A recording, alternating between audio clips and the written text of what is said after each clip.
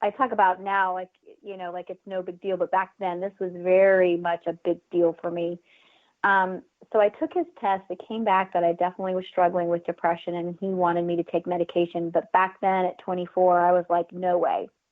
I felt like taking a medication back then would alter me, or somehow, that was no different than doing drugs. And so I was very opposed to taking medication. And so I went home. I found someone that did homeopathic medication, and I tried that route, I would say, for like 4 to 6 months. I tried St. John's wort and several other things. And again, I write about this all in my book. So, that's, if people kind of want to know the whole journey through it, my book is a great, way to get all of that. But basically started really, really struggling with what I would say moving from just depression to deep depression. Now, here's the thing that's so interesting was I was taking estrogen every single day, and a fairly high dose of estrogen. I was swallowing it. It was estradiol. But things just kept getting worse for me despite taking the estrogen, despite trying all the homeopathic stuff. And so eventually I gave in, went back to the doctor, and he started me on Prozac. Right. I remember within the first couple of weeks of taking Prozac that I definitely felt a little bit of relief. And that was definitely, like, I needed that at that time. I needed to know, okay, I'm feeling a little bit better. I mean, I'm not quite myself, but I'm feeling a little bit better. So I stayed on the Prozac for a little bit. I started going to therapy. Honestly, I was doing everything that I was told to do. I was doing everything that I knew possible. At the time, I was going to a church in my community. I went into the pastor of my church and asked him and the elders of our church to pray over me, and they did.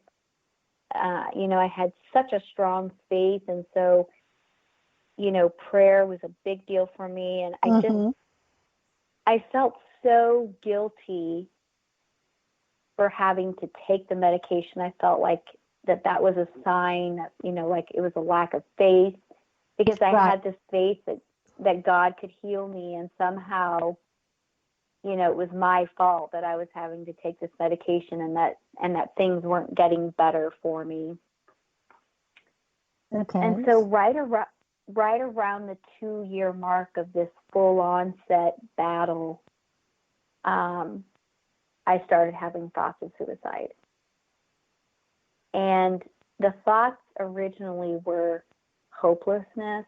The thoughts were, I can't handle this. This is never going to change. You should just end it. Your daughters are better off without you. Like, I put a lot of my value in being a good mom. And so when I felt like I was no longer being a good mom, I genuinely felt like my kids were better off without me. And I'm really, really passionate about talking about that statement right there, especially with women, because we put a lot of our value, whether it's into our marriage, being a good wife or being a good mother. And so when you're struggling and you have your value placed in something that can change, I truly believe that that's what got me to the ledge itself, was because my value was in all of these things. And when those things no longer were doing so well, the option to end your life becomes very real. Almost attractive in a way to get you out of it. Yeah, and you feel like you believe the lie. Like, you believe the lie that because you're not doing well and things aren't going good, that you're actually doing society a service, because you're a burden to people. It's ridiculous these thoughts that really start to go on inside of you. And the turning point for me, so, 2 years into just this full-on battle for my life, was the day that I picked my daughters up from school.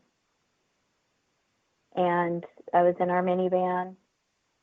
And this one's still, I've started sharing this moment more and more with people, only just to bring awareness to this issue, but it's still one that's really hard to admit.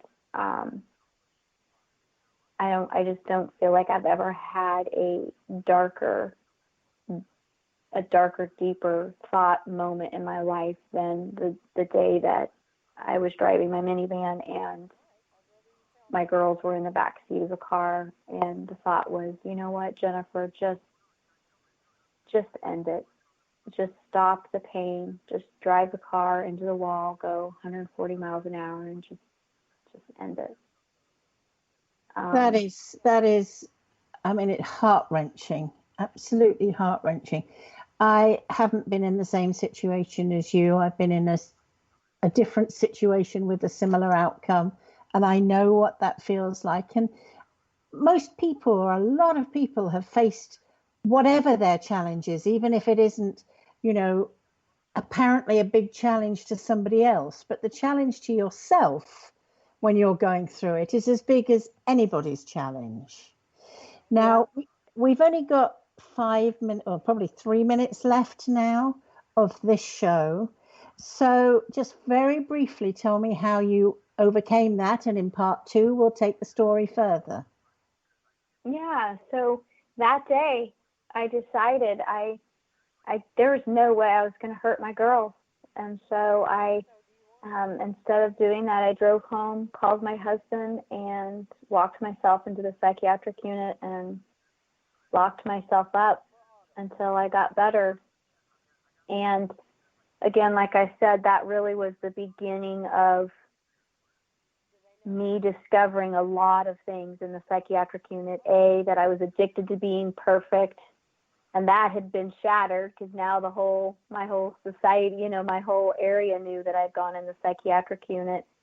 But out of that moment, it really was a turning point in my life, because this is the contrast, right? I come out of the psychiatric unit, I turn the corner, I start to learn how to love myself and fight for myself and advocate for myself. It became a very empowering moment. And so when my husband and daughter were killed, I was definitely not suicidal. I had my mind. I knew that I needed to sleep well. And,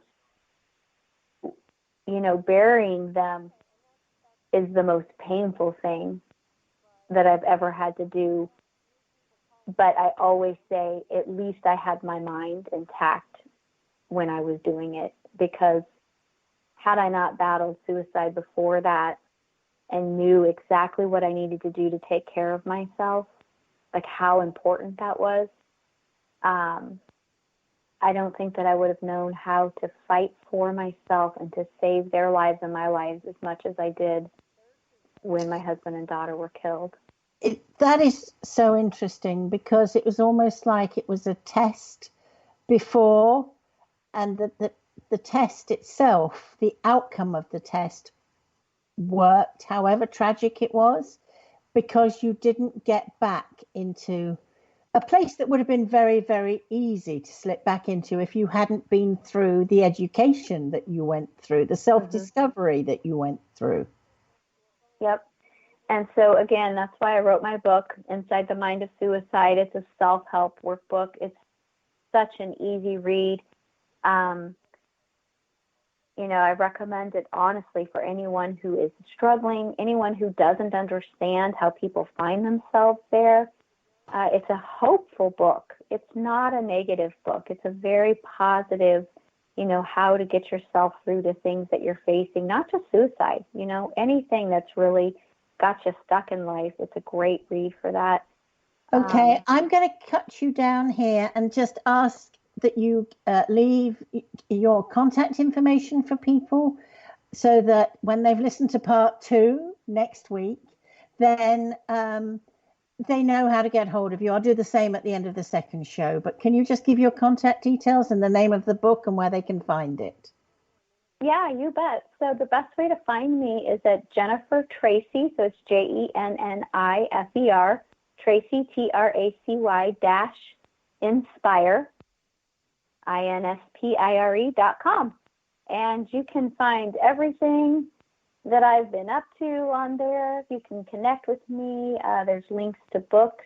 But if you've got questions or anything like that, feel free to reach out to me. And I look forward to sharing with you, Sue, next week. Just kind of everything that's been birthed out of all of this stuff, the programs and the books, and even now in honor of my daughter, the nonprofit Brittany's Bridge. I'm just really, really excited about this moment that I'm in. Fantastic. Okay, well, thank you, Jennifer, for that. We are almost out of time.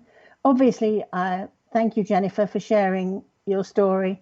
And I know that with the second part as well, it will be an inspiration to people in whatever their challenges are. If you have any questions or comments or would like to know more about a guest on our show, please contact me at overtheedgesue@gmail.com. That's overtheedgesue. It's got 2 E's in the middle. It looks really strange, but it is right. So please contact me.